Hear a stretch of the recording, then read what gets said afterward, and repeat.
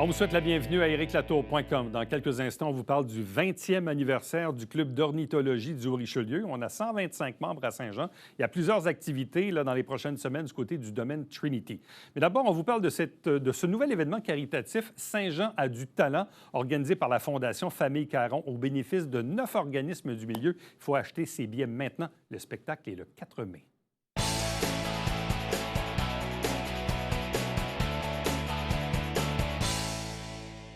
Un événement important va se tenir dans les prochaines semaines, plus précisément jeudi, le 4 mai. Jeudi, le 4 mai, au Théâtre des Deux-Rives à Saint-Jean-sur-Richelieu. Saint-Jean a du talent. C'est organisé par la Fondation Famille Caron. Avec nous pour en parler, Sylvie Caron. Bonjour et bienvenue. Bonjour, Éric.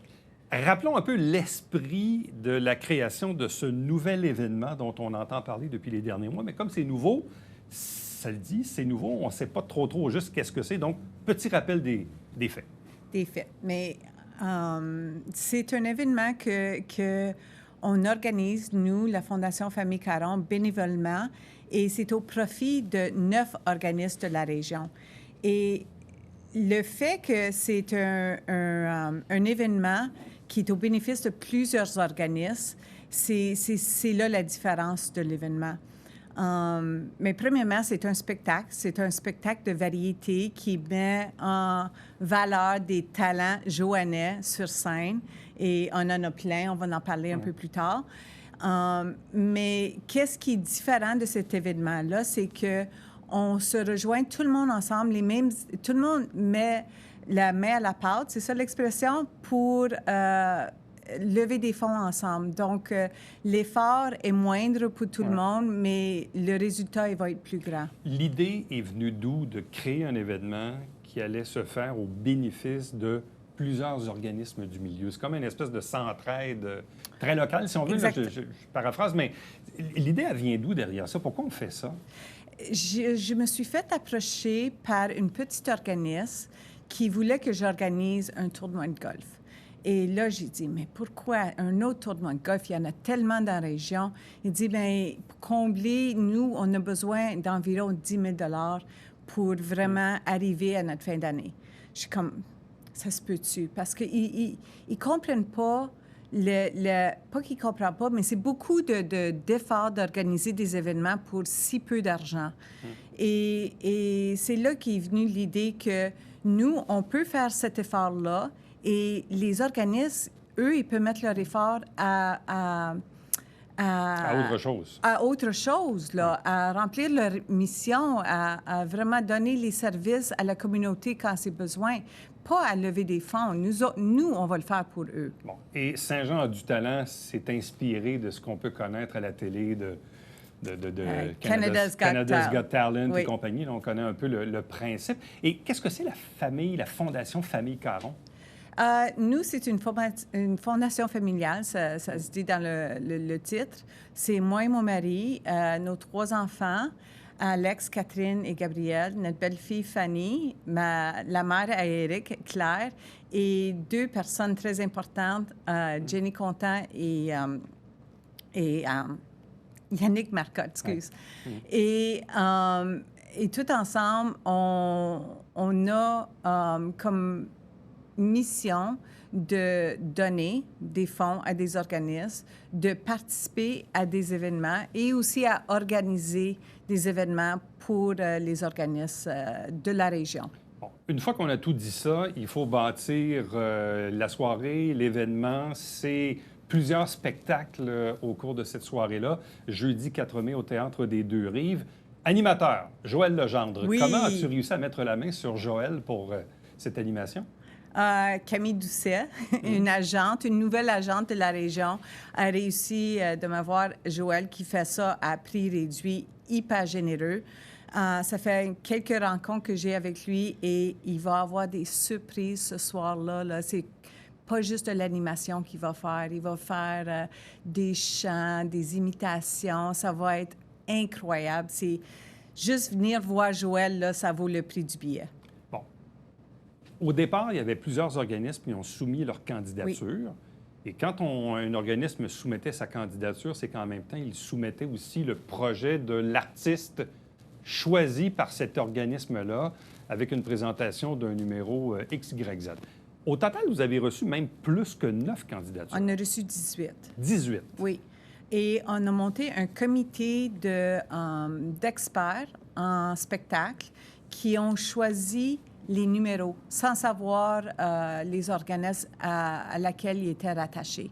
On voulait vraiment que le choix, qu'on monte un bon show. Et là, ils ont choisi les 9 numéros. Et avec ça, on a reçu les 9 organismes qui ont été choisis. Et il y en a des petites, il y en a des grandes, mais les numéros sont incroyables. Bon, parmi les organismes sélectionnés, le Renfort, l'Étoile, l'Actea, l'Éclusier, Société Alzheimer au Richelieu, Fondation École secondaire Marcelin-Champagnat, Fondation Santé au Richelieu-Rouville, Fondation du Cégep Saint-Jean-sur-Richelieu et le parrainage civique du Richelieu. Oui. Donc ça, ce sont les 9 organismes, mais chacun d'eux a un artiste et ou un numéro à présenter. Oui. Et c'est là où ça devient intéressant. Oui, vraiment. Écoute, la soirée va commencer avec un chœur de chant d'enfants. L'Étoile, ils vont mettre les enfants de l'Étoile ainsi que des bénévoles, les médecins, les infirmières vont chanter tous ensemble. Écoute, j'en ai des frissons à chaque fois que je pense à ça. Le Renfort, par exemple, va mettre les usagers du Renfort, vont faire un spectacle. Ils font un rap théâtral, eux.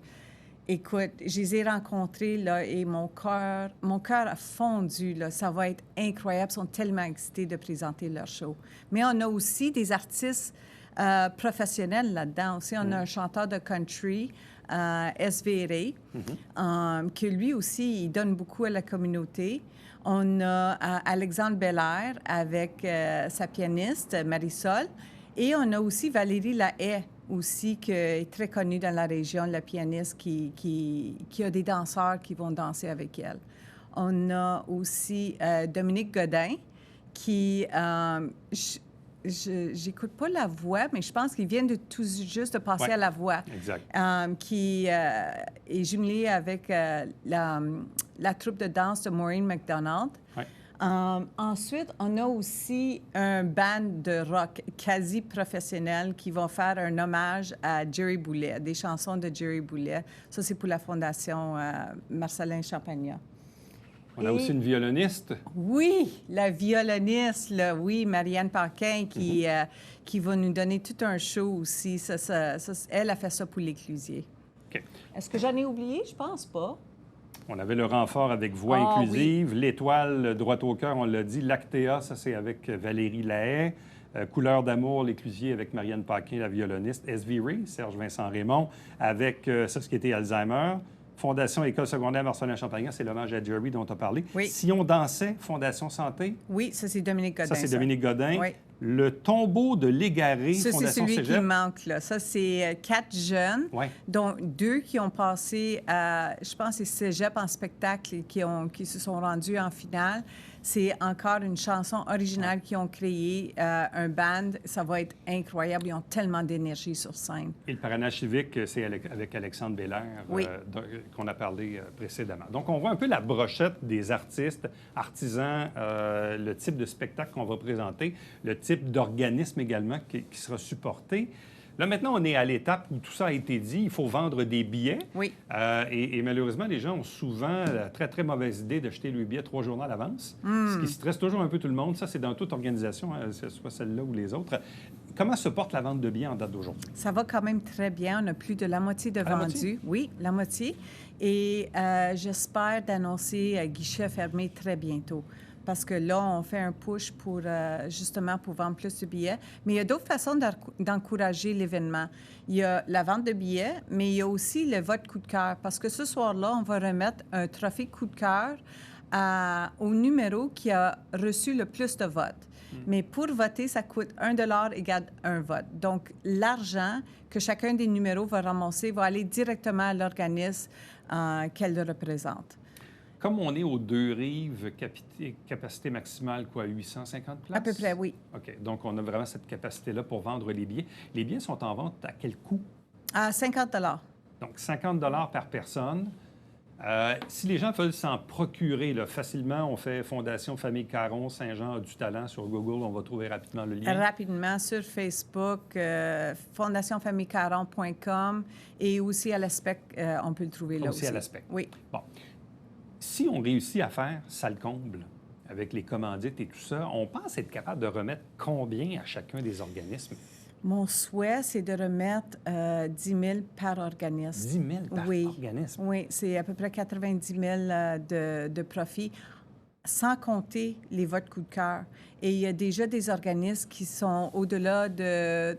Ils viennent tout juste de commencer à faire des votes coup de cœur, puis il y en a sont en haut de 350. On a déjà reçu un don général, parce que si vous n'êtes pas capable de décider pour qui voter, on peut faire un don aussi. Et pour les dons généraux, on est en haut de 8 000 déjà. Quand même. Oui. Quand même. Oui, ça va vraiment bien. Donc, on sent que... Bon, là, on est encore à quelques semaines de l'événement. En fait, à un mois. Là, on est à peu près à un mois de l'événement. Donc, il reste encore l'autre moitié de billets à vendre. Il y a encore le fameux vote dont tu parles aussi. Donc, potentiellement, le souhait est de remettre 10 000 par organisme, donc 90 000 à se diviser. Et on sent que vous êtes assez confiant d'y arriver. Qu'est-ce qu'on va retenir de cet événement-là? Le 5 mai au matin, là, comment tu vas te sentir? Qu'est-ce que tu vas te dire? Je vais être déjà en train de préparer la deuxième édition parce que, honnêtement, là, ça a été tellement bien reçu par les organismes parce que pour eux, c'est très peu de travail. Ils ont juste à trouver un talent et après ça, d'en faire la promotion. C'est pas plus long que ça. Et de la communauté d'affaires aussi parce que on me répète souvent, c'est bien d'être capable de donner une fois puis avoir autant d'impact, de n'en donner à autant. Il me reste encore aussi quelques commandites à vendre, là, mais ça a été très facile là, de convaincre le monde de donner à cet événement-là. Comme tu as dit, c'est un peu comme un centraide de Saint-Jean. Donc, on donne une fois, puis on a un impact sur 9 organismes. Plus large. Puis en même temps, les 9 organismes eux-mêmes font probablement la promotion de l'événement et de leur artiste. Donc, il y a aussi une force commune de 9 organisations qui poussent dans le même sens pour le bénéfice de cet événement-là. Oui. Donc, c'est quand même assez remarquable. Comme je le disais, c'est un nouvel événement. Avec les gens, évidemment, disent « Ah oui, on a vu ça passer. C'est quoi ça déjà? Qu'est-ce que c'est? » Il faut faire un peu de pédagogie parce que c'est nouveau, mais je pense qu'une fois que la première édition sera passée, probablement, évidemment, que là, ça fera son bonhomme de chemin. Et là, on comprend aussi qu'il y a 9 organismes qui, malheureusement, n'ont pas fait l'édition de cette année parce qu'il fallait se limiter aussi avec un certain nombre. Mais de ce que je comprends, s'il y a une deuxième édition, ça serait aussi probablement de laisser la place aux autres organisations qui pourraient tenter leur chance. Bien, on va choisir, comme on l'a fait cette année, on va choisir le meilleur show. Donc, ils ont juste à trouver un meilleur talent à présenter. Saint-Jean a du talent, première édition animée par Joël Legendre. 9 spectacles, 50 $ seulement, jeudi 4 mai au Théâtre des Deux-Rives à Saint-Jean. Un gros merci, bonne chance. Merci, Eric. Restez avec nous, on vous revient après ceci.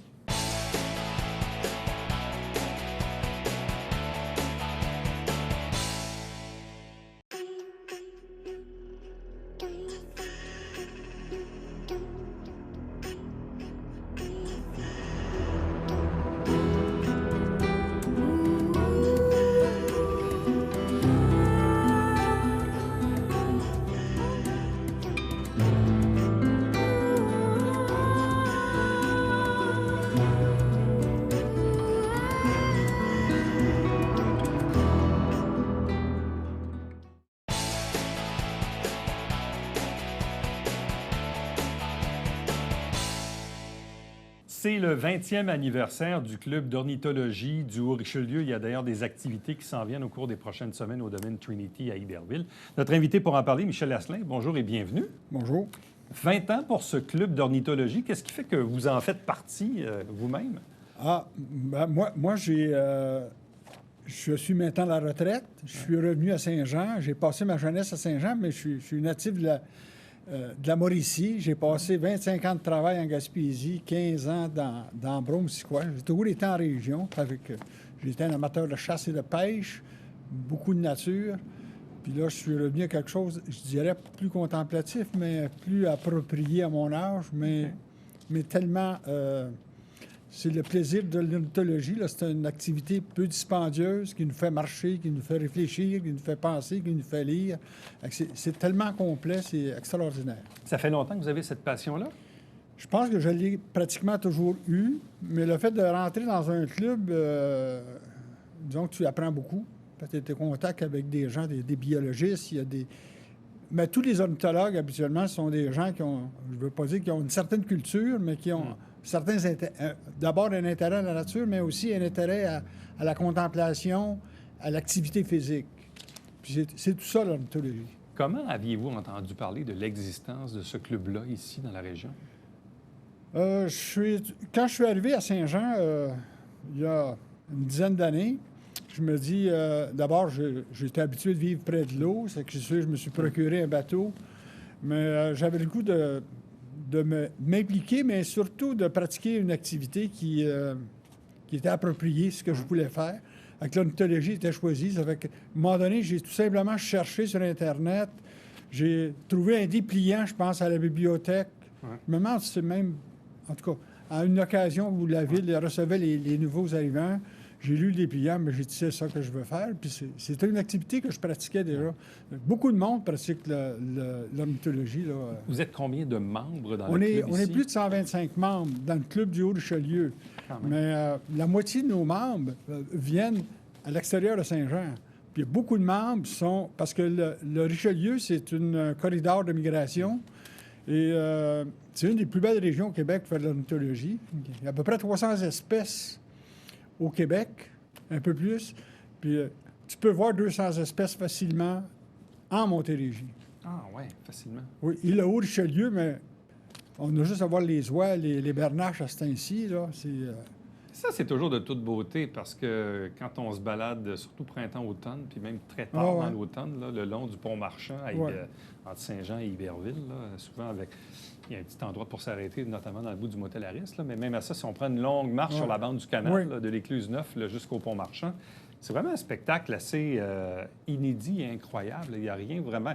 Il y a des comparables, mais c'est jamais pareil. C'est jamais pareil. C'est jamais pareil. Puis des fois, on pense qu'ils sont complètement partis, mais là, juste présentement, la semaine dernière, il y avait encore, à la hauteur de Saint-Blaise, il y avait encore 50 000 oies. Ah ouais. Parce que là, ils migrent, ils vont monter sur la rivière. C'est une voie de migration. D'ailleurs, est-ce qu'on sait pourquoi les oies s'arrêtent ici, à côté du pont Marchand? Pourquoi là?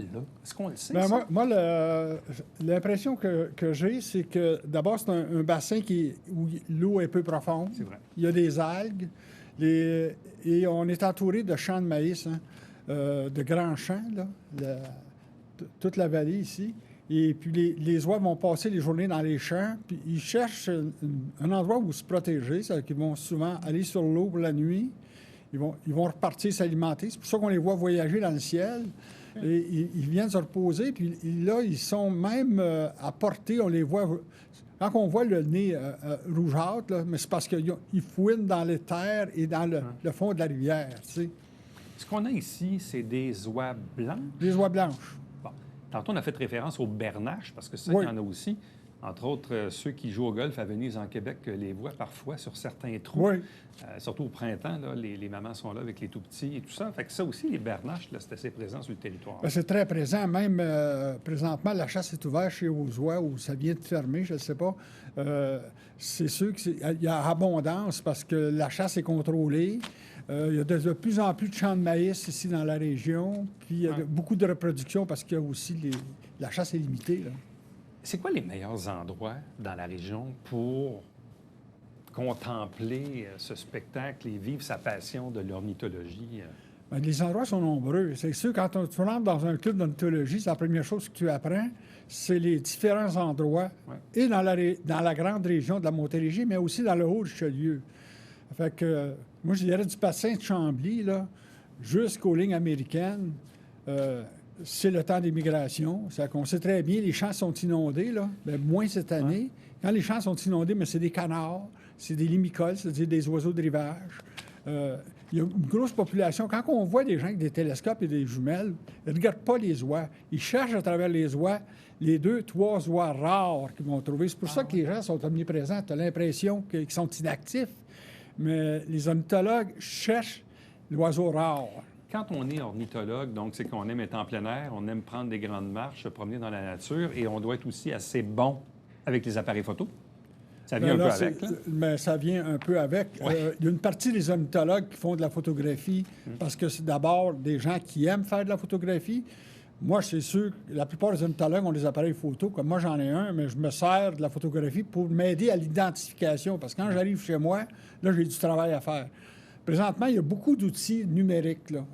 La pratique de l'ornithologie est beaucoup plus facile qu'elle était peut-être il y a 30 ans, parce qu'on a des sites Internet, on a des guides d'exploration et tout ça. Ouais. Là, souvent, on est toujours un peu émerveillé, même si c'est souvent les mêmes espèces qu'on voit tout le temps. Moi, je prends dans mon propre quartier très résidentiel, il y a des cardinaux. Il y en a 12 mois par année, en tout cas 10 à 12 mois par année, sans compter les jets bleus et les autres, là. Puis là, des fois, je me pose la question, et je dis, mais qu'est-ce qu'ils font ici? Qu'est-ce qu'ils font dans un quartier résidentiel, à toujours venir à peu près dans le même arbre, dans les mêmes endroits? Pourquoi ils viennent? Mais, la question est bonne parce que... Ils sont de toute beauté, les cardinaux. On remarque que les gens nourrissent. Là, c'est sûr que la nourriture pour les oiseaux les plus augmenté avec la COVID, là. Mais il y a beaucoup de gens qui vont nourrir les oiseaux. Ça garde les oiseaux dans les quartiers résidentiels. Et il y a aussi les arbres fruitiers qui ont de quoi se nourrir, ils ont de quoi s'abriter. C'est sûr que c'est une attraction. On le remarque nous autres parce qu'on fait des décomptes, des recensements à chaque année. Et on cherche les mangeoires, là, quand on est à l'hiver. On cherche, on sait un peu les gens qui nourrissent. Et c'est souvent les endroits, les quartiers qui alimentent le plus, mais qui vont avoir plus d'espèces. Mais je voulais rajouter que l'observateur, là, parce qu'il y a beaucoup de monde qui contemple. Moi, je sais que ma mère le faisait sans le dire. C'était tous des oiseaux noirs ou des oiseaux. Mais les gens seraient surpris de ce qu'ils ont dans leur cours. Quand tu te mets à étudier la différence entre les espèces, mais là tu t'aperçois que c'est pas 3-4 espèces que tu as dans ta cour. C'est 20-25 espèces. Parce que des fois, c'est fin, là. Bon, là, vous avez 2 activités là, qui s'en viennent pour souligner le 20e anniversaire du club. Oui. Les oiseaux d'ici en photo. Donc, c'est du dimanche 30 avril, donc à la fin du mois, jusqu'au dimanche 4 juin. Donc, là, quand même, pour un bon petit bout de temps, à la maison Épiphanie du domaine Trinity à Iberville, sur la rue McGuinness. Donc, qu'est-ce qu'on va retrouver dans cette exposition-là? Bien, il y a 32 ornithologues de notre club qui vont présenter leurs photos. Et le comité de sélection a sélectionné toutes les espèces différentes là, pour avoir une variété des oiseaux. Et un des critères, c'est des oiseaux d'ici. Ça veut dire si tu es allé au Costa Rica ou au Mexique... Ouais, c'est bien cute, mais c'est pas ça qu'on veut. C'est pas ça qu'on voulait. Alors, on a des oiseaux d'ici. On a des oiseaux d'ici, comme le cardinal vous nommiez, qui va être parmi ces oiseaux-là, mais les photos sont toujours spectaculaires à cause des couleurs, à cause des variances entre les oiseaux. Ah, mais c'est intéressant. Donc, les oiseaux d'ici, en photo, 30 avril au 4 juin au domaine Trinity à la maison Épiphanie à Iberville. Donc, 32 exposants. 32 exposants. Puis les gens vont pouvoir en acheter des photos. Ils vont pouvoir acheter aussi des cartes de souhait avec les photos. Et ça, c'est une collaboration de l'art photo, des Amis de Trinité et de la ville de Saint-Jean. Autre activité, c'est une porte ouverte, Passion Oiseau, le samedi 6 mai, toujours dans le parti du Centre culturel du domaine Trinity à Iberville. Donc, qu'est-ce que c'est, la porte ouverte? Bien, la porte ouverte, là, ça va vrai comme si vous assisteriez à un salon à Montréal, à la Place Bonaventure, mais c'est ici à Saint-Jean, puis ça porte sur l'observation des oiseaux. C'est-à-dire qu'il va y avoir des kiosques pour l'achat des jumelles, des lunettes d'approche, la nourriture pour les oiseaux, les nichoirs, la photographie, des caméras à mettre dans des nichoirs. Tous des sujets qui peuvent intéresser tout le monde. Et ça va être à la portée de tout le monde et ça va être assez coloré. Mais aussi la ville, qui est le principal collaborateur de l'événement, a mis les ressources nécessaires pour qu'on puisse aussi en faire un grand pique-nique familial avec des activités de création pour les enfants. C'est une activité familiale, une activité de rencontre et c'est une activité ludique aussi, c'est le plaisir. Et l'expo photo se tient aussi en même temps. Ça veut dire que les gens là, peuvent passer des heures à Trinité. On offre même, si les gens s'inscrivent, des sorties sur le ruisseau Hazen avec des guides. Il y a plein d'activités. Le mieux, c'est de consulter notre site Web ou encore de prendre l'information qu'il va y avoir un peu partout, là, parce qu'on distribue des dépliants présentement. On fait de l'annonce. Donc, une porte ouverte Passion Oiseau samedi 6 mai au domaine Trinity à Iberville, donc avec les différents exposants Oui, c'est fait les pour tout le ateliers, monde. C'est pas fait pour les ornithologues, c'est fait pour le grand public. Le grand public. Bon, puis au travers de ça, évidemment, l'exposition de photos des oiseaux d'ici, là, du 30 avril au 4 juin, toujours au domaine Trinity. D'ailleurs, vous faisiez référence tantôt au ruisseau Hazen, qui n'est pas très loin, en fait, qui est accessible du domaine Trinity. Moi, qui est pourtant natif de Saint-Jean, j'ai découvert le sentier du ruisseau Hazen pendant la pandémie. C'est terrible, pareil, hein? C'est à côté, des fois, qu'on se dit... je comprends que les citoyens locaux, ceux qui habitent proches, ils doivent y aller souvent, mais tu sais, moi qui habite plutôt près de l'Acadie, des fois, il faut prendre la peine de prendre l'auto, se déplacer un petit peu ou y aller à vélo. Même chose, moi, j'habite dans un coin où il y a le parc des Parulines, qui est un autre probablement bel endroit que vos amis du club fréquentent. D'ailleurs, il y a un réseau, on a un réseau de mangeoires au parc des Parulines. Oui, le parc des Parulines, c'est une belle place à découvrir. Le sentier le long du ruisseau Hazen, entre le cimetière et le bord de l'eau, où il y a le fameux pont des trains. Tout le monde s'accroche c'est un des dessous, principaux sites d'ornithologie de la Montérégie. C'est fréquenté par tous les ornithologues, même du Québec. On vient d'un peu partout parce que moi, au mois de mai, là, on peut faire des observations de 60 espèces différentes seulement sur le ruisseau Hazen. C'est passionnant. Donc, 20e anniversaire du club d'ornithologie du Haut-Richelieu. Donc, vous pouvez aller chercher l'information, bien sûr, sur les différents canaux habituels, site web et compagnie. Bref, et aller faire un tour donc, au domaine Trinity au cours des prochaines semaines. Un gros merci à vous. Merci. Bonne chance. Restez avec nous. On vous revient après ceci.